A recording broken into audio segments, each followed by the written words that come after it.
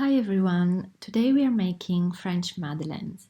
For this recipe you will need a madeleine pan. This is a specific pan you can find in baking stores, and a spatula or a spoon. This you will need to mix the butter.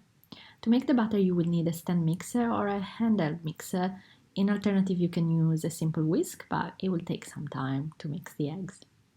The ingredients are, and I will put all the quantities in the description box below, but some sifted flour, baking powder and salt. I've already sifted my dry ingredients in this bowl.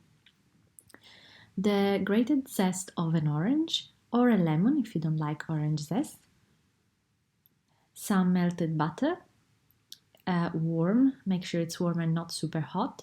Caster sugar and 2 eggs at room temperature. Is important that the ingredients are at room temperature, otherwise they won't bond together in the mixer. Now we put the eggs and sugar in the mixer. I like to crack my eggs in a separate bowl just in case there are some shells, and in that case I can take them out. And we put them together in our standing mixer or in our bowl, and we are gonna beat them together for 8 minutes. I know it's quite a long time, but this is the time you will need to incorporate enough air in this butter. So go up to a medium to high speed and put a timer and mix the butter for 8 minutes. It's the easiest way to understand when it's ready. And once it's pale in color and white, like so, and it makes a ribbon when it falls from the balloon whisk, then you can add your grated orange zest. You can add also some vanilla if you want, and mix it for a couple more seconds. And the butter is ready. See the ribbon-like shape? This is important. Now we're gonna take some of the butter and mix it with the melted butter just to lighten it a little bit. This is an optional step, but I just like to mix some of my egg mixture in the melted butter so that when I incorporate it later on, the butter won't knock out all the air out of my beaten eggs and sugar, which is really important. Now this is a very delicate step and we need to work carefully and start to add our dry ingredients. Take a spoon, and so that you can add your ingredients in 2 different steps, I just divide this mixture in 2 parts and add some of the flour first and then start to work it through. As you can see here, I am going around the bowl and then cutting down the middle. And this is a technique you use when you don't want to knock air out of your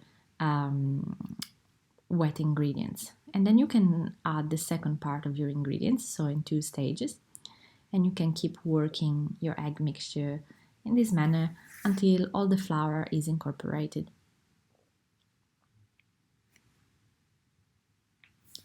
Once the flour is incorporated or almost incorporated, then you can add your butter.